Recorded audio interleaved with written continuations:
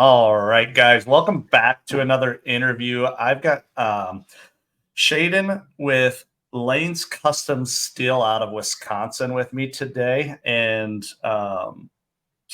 yeah, so you sent me an email. You reached out to me because you saw we were asking for people to interview, and then you sent me a little bio on your business. And I'm very excited to see how you grew so quickly. So um, go ahead and just give us a little background of you're pretty young, you're in your lower 20s, but what got you into powder coating? What drove you into it? Or what, reached out to you and made you want to do it? And then kind of how you got started and just kind of the overall beginning of your story as far as your business. Yeah, so I actually didn't start powder coating directly out of high school, but that's when I formed Lanez Custom Steel. So how that came to be was I worked, I started working summers when I was in high school at a pinball company. Okay. So there's obviously a whole bunch of different manufacturing processes that go on with that. There's metal work, powder coating, electrical, everything. So I started working there because after high school, I didn't really want to go to college. I I can't sit still for that long. Yep. No, I get you But there. so I figured I'd go work there, and there's so much going on there with manufacturing. I've always liked projects, building stuff, anything like that. So I went to work there just to learn as much as I could, basically, so that when I decided to do my own thing, I would have some knowledge, and that was the plan. Background in it. Yep. I actually started working for my brother as well. So I had two jobs. My brother bought some lasers. So we were doing like laser cutting sheet metal, actually for the games to begin with. Oh, nice. He told me I could take the scrap steel and basically cut my own designs so that I could make some money on the side. So you had like a little hand torch or plasma? Uh yeah, so it's a laser, but it's a CNC machine. Oh, So okay. we actually draw the You were files. taking the scraps and making them on the table. Okay. Yep. Yep. I gotcha. I reached out to a company locally about basically what they would charge me to powder coat them, and maybe for I think it was like 24 by 24 signs was the pricing I asked for, and Hmm. it was $40 a piece, and I was like, well, I can't do that. Right. But so what I started doing was I built out of these crappy 2x4s these little like paint racks, I guess, and I was Yep. spray painting them in my driveway in the middle Yeah. of town. That's all But right. so I started doing that, and then that never worked. Um, I think for the time I put into those little signs, I probably made minimum wage, but Right. I was like, $40, that's what I sell them for. Like, I can't do Right. that. Right. Yeah. I'd eat all the profit up. Right. So Plus some, after yeah. that, I kept working there. I kept doing that stuff on the side, not much of it, but what ended up happening is the pinball company, they were doing, I mean, the coin doors, put a quarter in them, start Yep. the arcade machine, all those. Yep. They were getting those redone by a company in Chicago to then color match the armor and all the other stuff on the game to go with the Hmm. theme. Nobody was really doing that to supply companies. They were kind of the first ones to do that, but Right.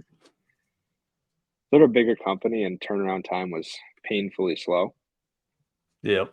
So I was working on the line assembling the machines, and we didn't have these coin doors to put in the machines to ship the machines. Right. Because you're waiting on them. Yep.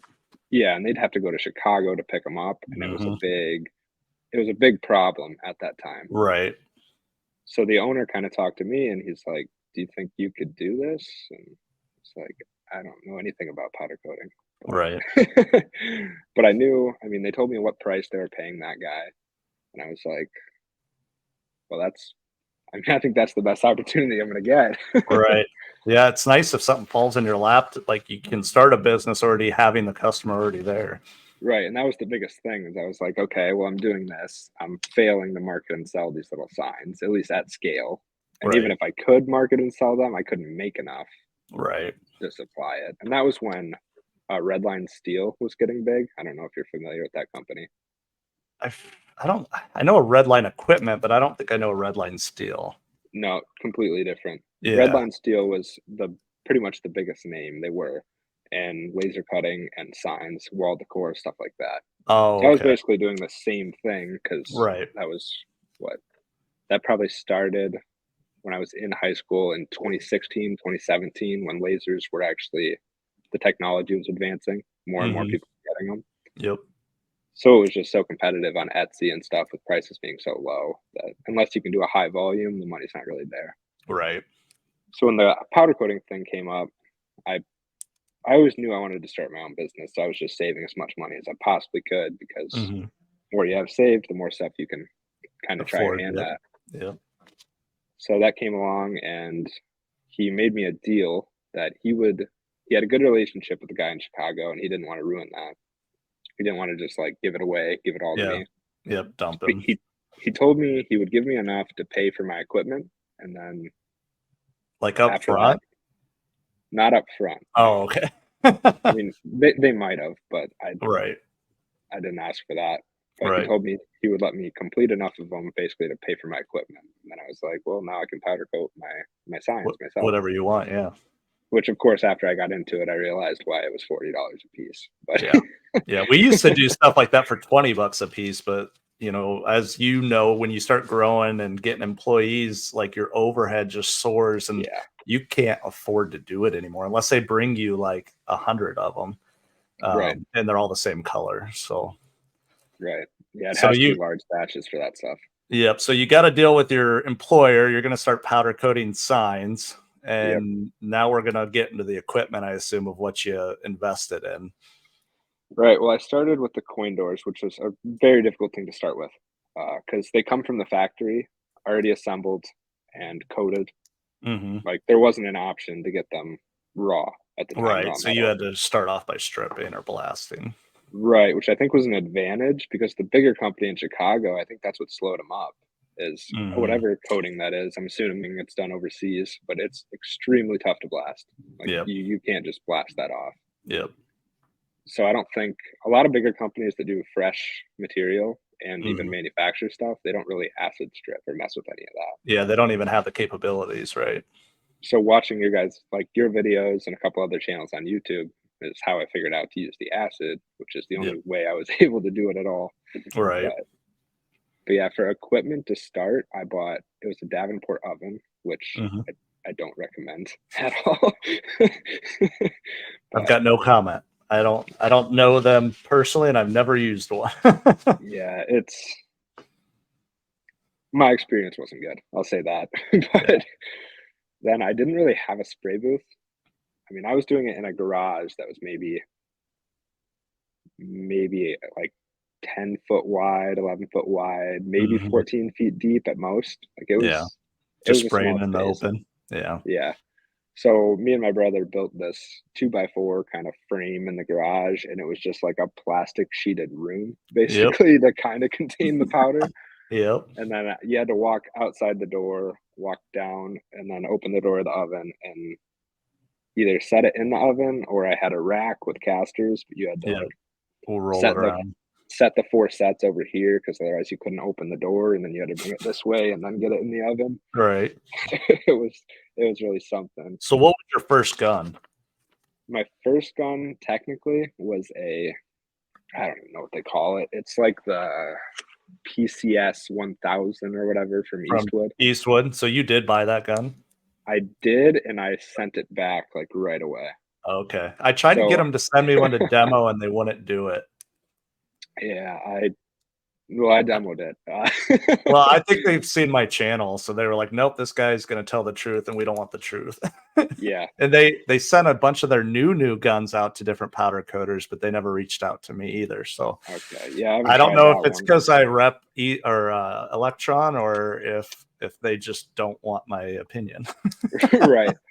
So I bought that, and oh man, my garage was really something. But it was a wood floor garage, and there was a room underneath of it in my basement.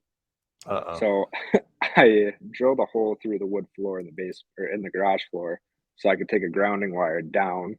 Oh, And then geez. there Yeah. was like a basement window with an old Yep. wood windowsill. And I just went right through that. And my ground rod was in my backyard. but, This wasn't but like your yeah, parents' house, was it? no, it was my dad's house, which my dad passed away, but Oh, I okay. took over his mortgage when I was in high school. So it was this house and that Oh, little okay. garage. Yeah, there's just a But lot of stories about powder coaters starting up at mom and dad's house or wherever. It's not their home, and then no, they're just they making a mess and doing a bunch they of would not crazy. allow that. There's no Yeah. way. But so yeah, I So got the PCS or whatever it was. I tried that out. I don't know, like I didn't allow them to send me a replacement, so I don't know if it was just a defective unit. I right. can't really expand on that, but it Yeah. seemed to me the electrical settings had zero zero. Impact. Yeah, Yeah. So would neither you did the bump up powder to? really. It would just straight shoot like as much powder as possible. Yeah, the But I air. did use that one for my prototypes for the coin doors, but since the electrical didn't work, even though it was grounded and everything, I had to heat the doors up, Right. and Hot then swap I them. would heat them up hot, carry them into that little room, and then spray them Yep, as and fast as spray I 'em. could. Yeah. But it worked for the samples. I mean, Right. yeah, I sent that back, and I bumped right up to Agima. So, Okay. So you have the Opti Pro. yep. Yep. That's quite the jump. Yeah, yeah. Yeah. Yep. Well, So for it me, it looks was like like I have this opportunity and I have to get it done in this timeline. So I right. tried that one out. I tried to go cheap. It didn't work at all. And I was like, Yeah. well, we're just going to go all the way. So, Yep. And I tell everyone, I'm like, everyone wants to buy like the biggest oven they can and all that. It's like, get the best gun you can get. Like, that's what you're applying the powder with. Like, if you don't yeah, get a good gun, you're going to struggle. You're going to hate it. You're going to want to get back out of powder coating. But if the right gun makes all the difference. And I won't badmouth Gema. I have two of their guns. I can't get parts for them, but I have two of them. They're good guns. But I think all of the top brands are, Nortz and Wagner, all of them. So, get whatever you want for the top brand, but get it as fast as you can, because I think that's gonna. You didn't live long enough with your Eastwood to realize how many problems no, you were going to have, but you kind of saw it. You saw the path it was taking you on and got out of it, which is smart. But yeah, so it looks like you got up and going pretty good. You look like you got a pretty decent sized shop behind you now. Do you want to fast forward a little bit? And so tell us, what year was that you got started doing the doors, and then where are you at now, building wise and equipment wise and all that? Because I well, know in your description you grew pretty fast. yeah, it all happened really fast. It actually, the timeline blurs together in my mind. Like, how many Right. years have passed? Not very many. But I think it would have been, I graduated in 2019. So it would have been 2020 that I got into powder coating. Okay. So it was, yeah, because it was the year of COVID, the Yep. beginning of that. But Yep. so yeah, it was 2020. And then what actually happened was we did just the doors. So that went well. My whole goal was to get as many of them done as I possibly could before the other guy who was doing them got his back to them, just so Right. So you could they prove you're more efficient. Yep. yeah, basically like I will work all night to get these done so you never have this problem again. That Right. was kind of my mindset. Yep. So we did that, and then it was actually just those doors that I did for them. Like none of the other parts on the game. It was just that one part Hmm. for at least a year, I want to say. Wow. So that ended up, I mean, just at the price per part on those, it was enough that I was able to quit one of my full-time jobs You had and then multiple. just, Yeah. yeah, go into powder coating. And then what Yeah. happened was they had another guy locally here who was doing all their other parts. And he ended up closing down. They ended up buying his building and bringing kind of the powder coating in-house for all the other stuff. Hmm. But they still didn't want to mess with the acid stripping, blasting, all that Right. stuff. So he worked for them when they first took over, or when they first bought his shop. When he left, they offered me to take over everything. And I was looking for shops to rent at that time. Hmm. Couldn't find anything. I mean, I live in a super big city with 900 people. Yeah. You're gonna have to build something or buy a fire station like I did in a town of 400 people. Yeah, yeah. Yeah, so they offered me, instead of going to rent somewhere, well, I guess first they were having problems with their powder coating, so they wanted me to come in and help kind of iron some things out, get some Yep. things fixed for them. So instead of me renting, they're like, "Hey, you can work out of our shop," and they had a similar I mean, much more space for spraying and working on parts, but Right. oven was essentially the same size, about 4 foot by 4 foot by 6 foot, I want to say. Hmm. Also from Davenport, but It's just too convenient to where you're located, apparently. yeah, and you can't really beat the price point, I guess. Right. Yeah. But Even if you have to redo some of the stuff, I hear. yeah, there's always stuff that comes with the cheapest price point. Right. Yep. Yeah, so I ended up moving in there to kind of just assist them with that, and they let me use their oven to work on my stuff on the weekends. They work 410s, so it was pretty easy for me to go in there and just do my spraying. Hmm. And then I think was this, yeah, I was only there for 1 year, I believe, too. So But you I were ended up running that shop for them, correct? basically, yeah, Yeah. after the guy who was on his own and then worked for them, and then he ended up going back to his old job somewhere else. I Hmm. took over the full thing, so all the parts, not just those one doors. Right. And at that point, I hired my first employee, and we rode that out for a year. Ended up hiring a second employee while I was still sharing that building, and then that's when we started construction on this place. So Okay. So you built the building you're in now. yeah, yeah, Okay. What's your what size shop are you in? it's 3,888 square feet. Nice. That's a nice size. Like Uh, a pole barn. it's Morden Buildings. I don't know if you're Yep. familiar with Yep. them. It's Yeah, like they're big here in Iowa. Yep. it's essentially a pole building. I think Yep. it's their Morden foundation system. Yep. But So did you upgrade any equipment or anything when you moved here? yes, yes, Because it all looks of like it your racks are a basically. little bit bigger than the ovens that you were talking about. So what kind of Yeah. equipment, real quick, what kind of equipment are you using now? Well, we upgraded to a 12-foot deep, 10-foot wide, 10-foot tall oven from Columbia Coatings, Hmm. and then we also got our booth from Columbia Coatings. Okay. So, Yep. and that's basically the same size as the oven. So, Yep. Yeah, we've got their equipment too. It works. I call it a very good, affordable, entry level professional oven. So, yeah, uh, it's we haven't had many problems with it. It's good enough that it's not going to be your limiting factor, I guess, for your right. business. So, Absolutely. Yeah. I mean, our first oven runs better than our second oven. The second oven, I don't know what's with the fans, but we keep overheating them and they lock up. And they came with like 3D printed fans, like little blades that they put on the shaft to try and keep the motors cool. And they like just mhm. blew apart. And I'm like, what the heck are you guys doing with this crap? So right Yeah, we now, didn't have that problem. you didn't have that. How long ago did you buy your oven? What's that? How long ago did you buy the oven? I bought it at the end of 2022, I want to say. Yeah, that's about when we There bought somewhere. our second one, and that's it. I don't know why it had that on there, but it did. So Yeah. what kind of business you grew super fast, and you don't have to share like hard numbers or anything, but from like 20 end of the year 2022 to 2023, you had a lot of growth. It sounds like. What kind of work did you start pulling in? Because I don't. It doesn't sound like maybe you did that kind of gross in just pinball equipment. How did you market? Where did you find your customers? Like, what's your game plan there? And then what's your plans to continue looking for new work? So actually, it was pretty much all dependent on the pinball. Really? So yeah, they went through a heavy growth curve at the same time as I took over this stuff.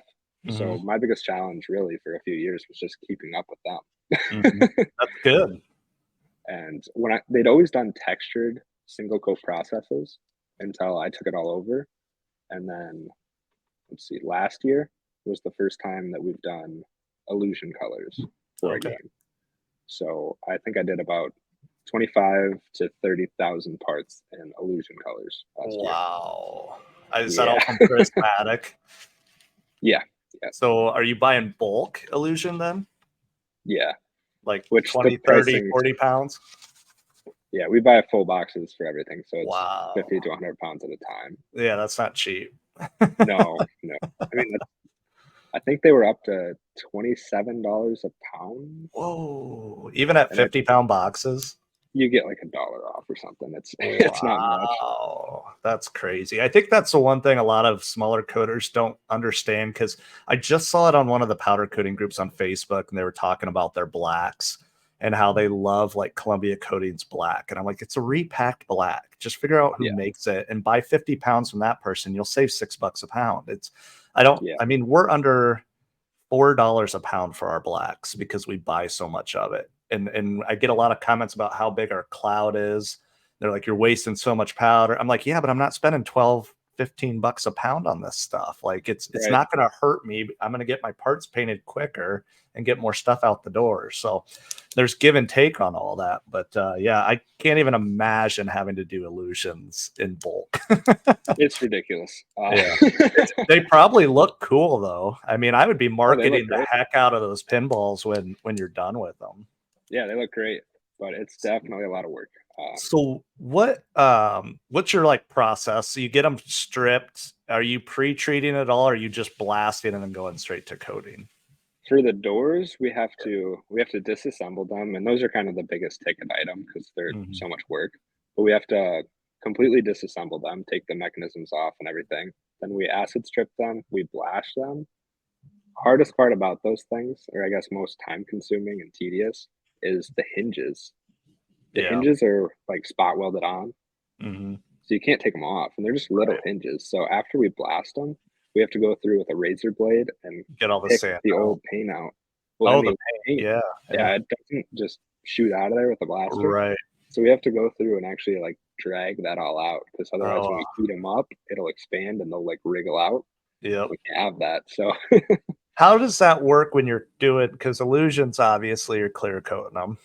yep, And you're trying not to put so much on that hinge that you're going to bind it up or lock yep. it up. So do you have a process? This may be the highlight of the interview for people who have to do hinges, because a lot of people freak out when they can't disassemble things. So Right. how do you guys ensure that doing 2 coats? And do you prime or no? You go straight to illusion? We don't prime on those. No. Okay. So 2 layers. How do you guys ensure that you don't lock up hinges? So when I first started and I was hot flocking them, it was a big problem. Mm-hmm. And I was shooting them thick because I didn't really even know what I was doing at that time. Right. But It melts pretty like, fast. Yeah. yeah, I was shooting a lot of powder. So what we found out is, and I tried all sorts of things to fix those hinges back then, like taking a razor blade before I cured them and trying to like Clean it up a cut little. between each hinge, like a break point, all sorts of stuff. Best thing I found to do is I don't shoot directly at that hinge. My overspray takes care of it. Yeah. Like, we don't have problems with bare spots or anything. I just try to not shoot it and it coats itself. My worry would be like, because with illusions, a lot of times if you don't get the right mills on Yep. either coat, you're going to have discoloration. Do you ever have that issue? No. I mean, I've had that issue with discoloration, but not on the hinges. Okay. They seem to So, coat pretty well. and so you're not like hanging them in a way where you can kind of rotate that between coats or anything like that. You're just hanging it, spraying it, and breaking them afterwards. We do rotate it between coats. Okay. So when we pull them out of the oven, we'll go through with pliers and we'll just give each one a twist. A little wiggle. Yeah. Yep. That's what I was figuring you were going to tell me that, but then I had to pull it out of you. Yeah. So we have to do that. And then if we don't do that, they will be like super hard to spin. Yeah. And they'll kind of loosen up, but it's not ideal because when we go to screw them into the frame, we have to like, the metal wants to bend before it breaks free. Yeah. So yeah. Powder's durable. durable. Stay on top of that. So you guys are doing a lot of that kind of stuff. Because obviously you've got the custom steel, which is, I know that was kind of in the forefront of it, but are you guys doing anything with fabrication, or are you strictly powder coating? No, so we don't fabricate anymore. And that's something I've thought about changing the name, but like everybody kind of already knows what it is. And I don't know. Maybe just add and powder coating. Yeah, well, on all like the branded stuff, I try to just put that at the bottom, like it's Lanez Custom Steel powder coating service, right? Because people don't know. But right, yeah, I think honestly, that's a big thing. That's why we changed from rim right to right now powder. Is it's so hard to market for powder coating if it's just a service you have added on to a different business. And our biggest customer we got within 6 months of rebranding to a powder coating shop just because they were Googling powder coaters in the area. So Yeah, so I think before, what's we have to that? definitely compensate for that with our marketing. Like we have to Right. have our SEO keywords, stuff like that, so that we're showing up. How do you guys do all that yourself? All your own website stuff and marketing, I don't SEO? do all the website myself, no. I Who? did hire a company. Okay. And how do you like them? And do you want to share who they are? Because I know there's a Um, lot of people always looking for that kind of information. yeah, so it's Foremost Media, Okay. and they are a little bit expensive. I do think they did really good on the website. I'm gonna have to have them update it with some new pictures because we've been doing a lot of new stuff lately. Yeah. But I did check out your website. It does look really nice. So I think that's a big thing in this business, having that professional website that when people go look you up and do a right, research on you, they're like, okay, this isn't a guy out of his garage anymore. right, right, and that's big for us because when I kind of redid the logo and everything once I was doing like laser cutting, all this different stuff. And I'm Hmm. like, I'm just powder coating now. So I had a new logo made with that stuff not on there and had a website rebuilt because I'm trying to do B2B business mostly. Hmm. So I want them to see that it's like a professional, it's Yep. not a skull and a respirator, like it's not Right. custom stuff. I there are so many of those logos out there, and which is fine. Yeah, To me, that's more you're going to do custom work, and that's it. Like you're going to be right, doing motorcycle parts, car parts. It's just not like a business, like you said, business to business right. And I logo. would much rather supply companies all day than do the Hmm. custom stuff. There's I'll so do the much custom more stuff, money in it. but Yeah, yeah, yeah. the Custom work custom takes stuff's just forever. exactly. It takes forever. Normally, you have to like I have to run to the hardware store, replace hardware because it was rusted out and broke off. It's just Yeah, it's so yeah. much more work. We've It's more kind of fun, found but that we getting to the point where we won't do any teardowns or breakdown stuff yeah, anymore. Like if we have someone bring motorcycle parts and there's still things that have to be removed or seals, bearings, whatever it is, we send them back. So we used to be like, that's fine, we'll take care of it. But then yeah, we kind of realize it's adding a lot of time that we're not charging people for.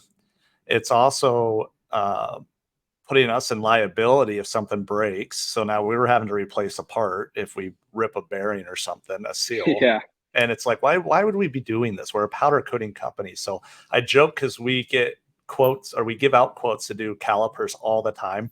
Have not ever done a set because I will not tear them apart for the customer. And I tell them they have to come in broken down for me. And they're like, well, no one's going to set my car on a lift for a week while we get these done. And I'm like, probably not. So yeah, I'm okay sending that work to someone else who's happy to rebuild a caliper after they paint it, but I'm a powder coater, not a mechanic. So, exactly. And I think that keeps me from getting distracted with that stuff because mhm.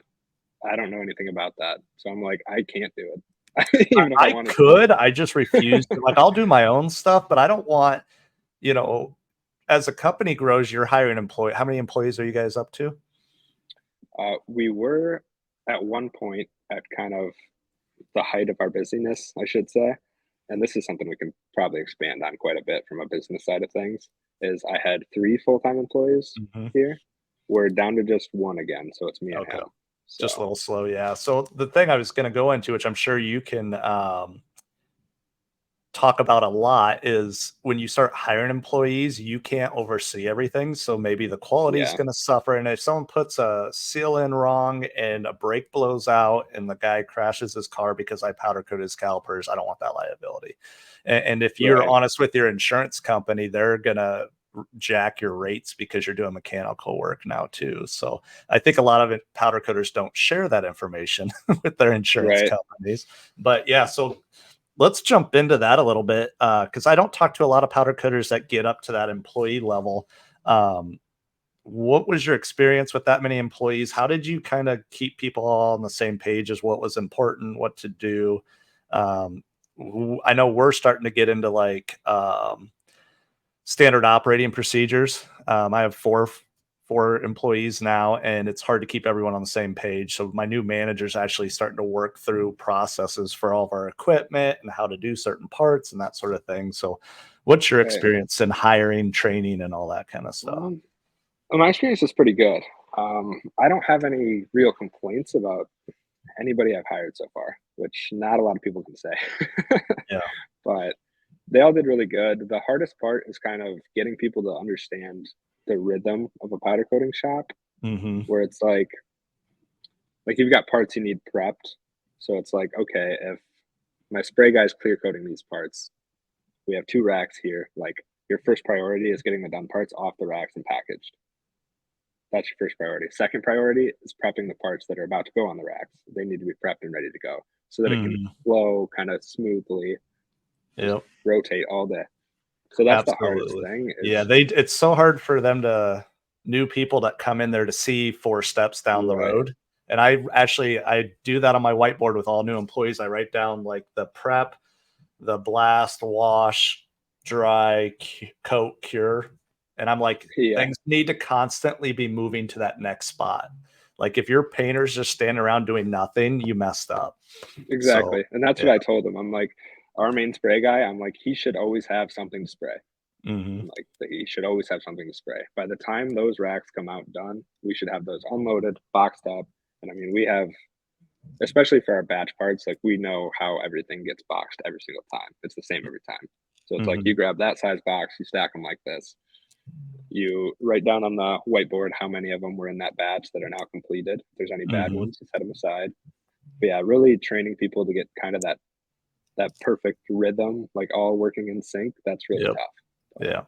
I've kind of learned it takes them a little while. You got to be out there and kind of show them. So I know with the new hire, my manager, she's only been here about 2 months and we've been more on the line. So you don't really see the way a batch system has to flow. And Right. so I was out there with her, I think Monday or Tuesday, and I'm like, I'm going to paint all day. So I'm going to keep yelling at you when things aren't where they need to be. And so she, by the end of the day, she's like, okay, I get it. Like this makes sense. Like Yeah. she goes, I've never been able to get in a flow because not all of my other employees can necessarily get it going. You know what I mean? So they're Right. not always thinking 2 steps ahead. So Yeah, it's I didn't tough. even know this was live. I thought I had this as a postponed deal. So I thought I was just recording it, but apparently Robert here's watching. Can you see the chat? Um, oh no, I'm on the private chat. Okay. So he asked if we charge for packaging. Do you have an answer for that? I mean, it's included, but it's not like I don't really break it down like that, to be honest. I don't break down like, okay, this is $25 or whatever, especially for like main customers, because they'll just bring my stuff back. So Oh, really? Like your foam and yeah, cardboard or whatever? yeah. So we have like some foam pouches for certain parts that work better, boxes, and they'll just Yeah. bring them back. So I Who's your don't. main source for all your packaging? It is for packaging, Mhm. Uline. Yeah. I Yeah, love which how quick they are, but they are so expensive. yeah, which is ridiculous for Yeah. benches, shelves, stuff like that. I don't really go through them because it's just way too expensive for what it Mhm. is. I Yeah, mean, we you get get all it of from our a different foam there. company, Yeah. and it's way cheaper. Let's talk pricing a little bit, which I always warn people I'm going to ask them about, Yeah, which is a number. And the reason I ask everyone is because it is the hardest thing to do in our industry is price out parts. So I know I have an Excel sheet that I've kind of put together, and I'm not an Excel person, so this is all basic math that anyone can do. But I just put it on our powder finishing equipment site so people can buy it because I get so yeah, many requests for it, and it kind of breaks down all the different jobs. And then you put in how much time you think you'll spend on that job to get those parts done. And then it gives you a dollar amount. Do you have anything in place at your shop that you use to kind of estimate that stuff? it's all in my head It's for a the most part dangerous right place for now. it to be. Yeah, easily forgotten. Well, it's more if you can't be there or something happens, it's in your head. Yeah, yeah, that's the worst part. Like, I think 3 days last week.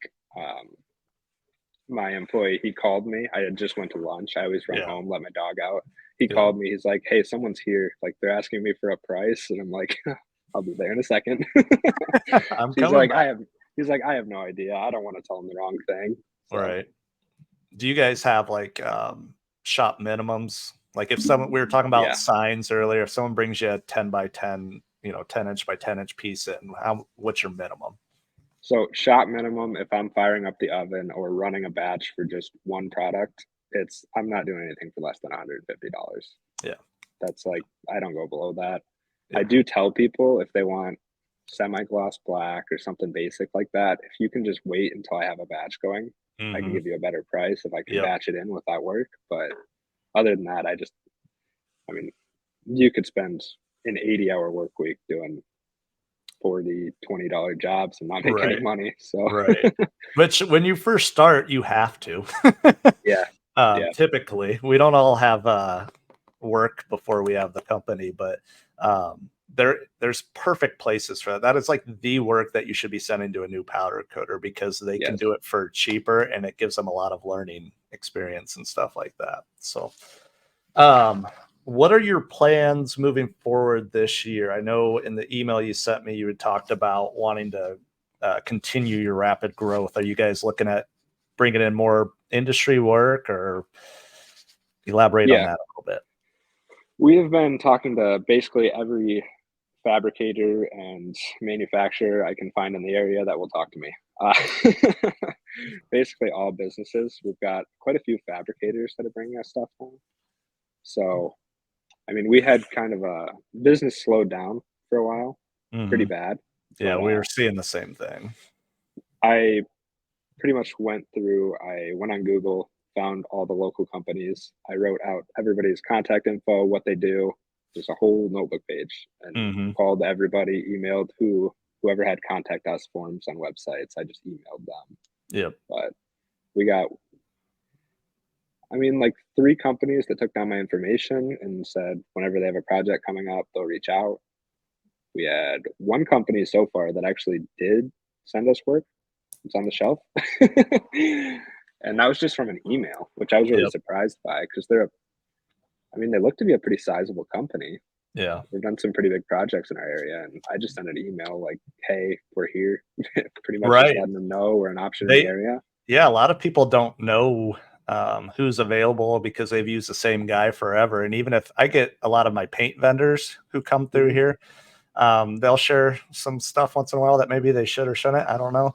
Um, but they'll be like, "Hey, have you talked to this company and that company?" And like, I know they're always looking. We have a lot of industrial manufacturers in the central part of Iowa, like ag and Right. stuff, and they powder coat, but they're having to sublet a lot of their work out because they can't keep up, and then the people they're using can't keep up, so they're always looking for more powder coaters. So, I think what you're doing is 100%.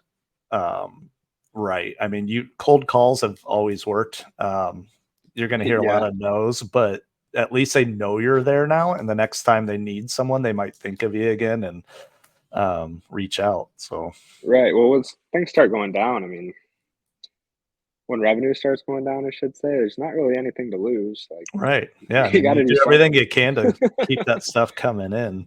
Um, where do you say things pick up heavily and stuff? What's your end goal? Do you want to become, a 10, 20, 30 employee business, blow up into a huge building with a conveyor system, or like what's your goals? Have you thought that far ahead? Oh yeah, many times. Yeah. Yeah, it's definitely to be a much bigger shop. Like, I want to be the biggest powder coater in the area. I mean, we've got a few competitors around, really not much though. I mean, I've been running a lot of ads as we're trying to bring in more and more business. And we have I would say from us over to like where Monroe is, kind of more center line of Wisconsin, all the Mhm. way up to Madison, it seems like there's just kind of this dead zone Yeah. down into Illinois as well, actually. Yeah. So I'm trying to just get my name out there as much as I possibly can. So the potential is there. Yeah, I think so. Yeah. What's your go-to for ads? Are you doing like Google ads, or are you like Facebook ads, or like where do you like to spend all your ad money? I would say, well, actually, the company I work with for marketing, they're going to start Google Ads. I have an email waiting for me right now, so I haven't Mhm. tried that yet. Honestly, just being on Google, having reviews has brought a lot of people our way. Yeah. Facebook, I think, works really well because you can draw that map of like, I want a 60-mile radius. And for low budgets, you can get a lot of views. I Yeah. think I started doing reels just for advertising purposes, basically. Mhm. And I mean, for a little over $100, you can get 11,000, 12,000 views. in your So area. you're creating a reel and then you're or you're sponsoring it.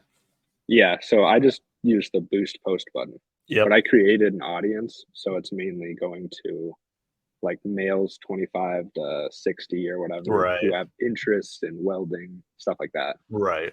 So I kind Yeah. of created a custom audience for it, but Yeah, that's the tricky thing because there's not like that specific genre of refinishing or painting or anything. So I know right, with our electron guns, when we're trying to sell those and run ads, it is so hard to get it because I want to get it in front of like the industrial guys, you know, the big plants that have 40 guns in their building. And it's like, I don't even know how to market to those people because on Facebook, it's going to be their personal life. right, So it's like, well, it wouldn't hurt for them to see it, but like, what are they interested in? Why? Where's this ad going to show up? And it's such a hard thing to do in our industry right. because it's so specific and small. I do think that's the hardest part. What I guess this is, I don't have any, well, I don't have a lot of evidence to back this up yet. Obviously, I haven't been doing it for many years, but my kind of thesis on it is if I can just put that out to the people who are interested in these industries, either it's going to be the person making those decisions at the company or it's going to be a friend of theirs. And that's really why I still try to do custom jobs, is just Right. because you don't know who they know. Like Hmm. it'll come back around eventually. Yeah. So, but that is the hard part because even with my custom audience, with the bigger companies, you're really, you don't really have to reach the owner. You kind of want to reach the purchasing department. Right. They're the ones who know if they're having supply issues, stuff like that. Right. Yeah. You're Yeah. the owners usually have no say in, and when you get in the big companies, it's either Right. like a paint manager or purchasing manager, or I mean, they Yeah. go by a ton of different titles. So back to your code calls, that can be really hard to get big companies. It's so hard to get the right person. And usually they block that person. So I know from when I sold for a equipment company and I was on the road, you'd walk into these big men and you're like, can I talk to your paint manager? And they'd be like, no. Do you have Yeah. an appointment? They'd be like, do you have an appointment? Nope. Well, I was They're really like, surprised sorry, it no. worked. Yeah. Yeah. It's Because super hard sometimes. I never heard anything back and I was like, well, like, geez, did I just waste a few hours? And then it's probably been a month or so and I just got a call and I don't know how big they thought this company was, but they called me and they're like, hi, I'm looking at an email here from Lanez Custom Steel. It looks like it was sent from Shaden. Like, is that you? Like, yeah, that's me. I would have been like, yeah, let me get him. He's in his office Cool. just to look bigger. We're kind of running out of time here, but let's what advice would you give to like a small coder who's you know, they're maybe working with an Eastwood or a Kool coat gun and they're trying to get to the point where you were a little bit ago where you could leave your job and go into powder coating full time? Like, do you have any like top couple ideas or suggestions Yeah. for something like that? Well, first of all, save your money. You're gonna need it. But I would say my biggest tip for that, honestly, is to try to find something kind of a little bit niche, or at least just an absolute pain to do. Because I mean, that's the only way I was able to make enough money to expand that fast. Like, there's no way I could have done it with wheels. It just, Yeah. there's no way. Yeah. Especially the, like, we've got Too a much coder in this competition. area that does Yeah. a lot of automotive stuff. He'll do it for way cheaper than I will. Right. So I'm like, just the numbers don't even line up, honestly, Right. to expand to this point with that. Find that I, pain in the butt part that no one yeah, else wants to do. just don't get stuck to just wheels. Like, if they come around, you can do them, but Right. if you gave me the choice between a set of wheels that I need to make absolutely perfect or somebody who walks in with 50 feet of railing, I'll do the railing. Yeah. Yeah. It's just, I think a lot of people, they're all the garage shops, and this is something I didn't really fall into. They're all competing for the custom automotive stuff. So Yep. if you can find a way around that, that's where you're going to bridge that gap. Yeah. And I think that industrial stuff that's no fun to do, but it prints the money. Like to me, we're spraying satin black 95% of the time, and people like that's why it's so hard to make reels, Facebook posts, you know, Yeah, all yeah, because no one cares about a bracket that you've painted 1,000 of them. So I just kind right. of I'm like, people are like, you don't post much on social. I'm like, you don't want to see what we're doing. So Yeah. it's very difficult, but I mean, it's how we've been able to grow. It's why we have a conveyor system now. So I think if you're totally content being a small custom shop, then there's room for you.